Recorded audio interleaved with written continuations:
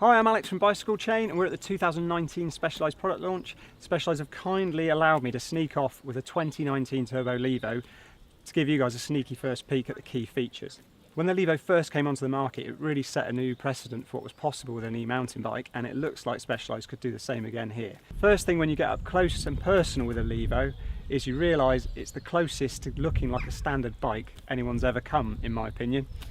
It's a narrower, lighter looking machine. Some of the ways Specialized have achieved this is it's a ground up redesign of the frame this year.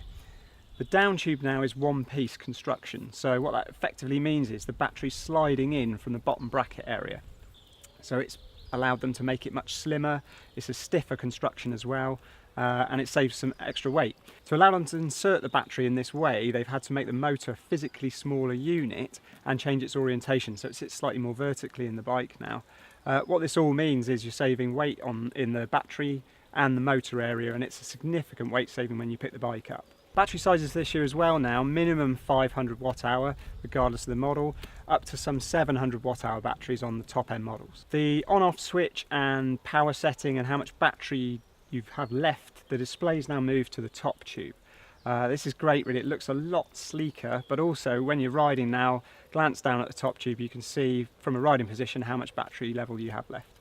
There's a new setting on the way as well, which will enable you to get to the top of climbs with the minimum of effort.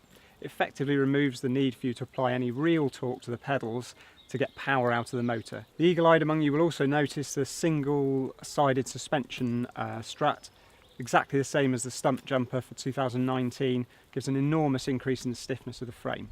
The chassis is also 150mm travel this year, and a big change with this bike is 29er wheel. Now, Specialized reasoning for this is the 29er makes it a much smoother ride. Obviously that bigger wheel, as you expect with 29, gliding over things, but there's also the clearance that if you wanted to run 27.5, if that's what you're used to, you can fit that in no problem into this bike. Thanks for watching. We'll be following this up with a far more in-depth review when the bike lands in store. If that's already happened by the time you're watching this, check in the description box and follow the link and we'll cover all the nitty-gritty for each model.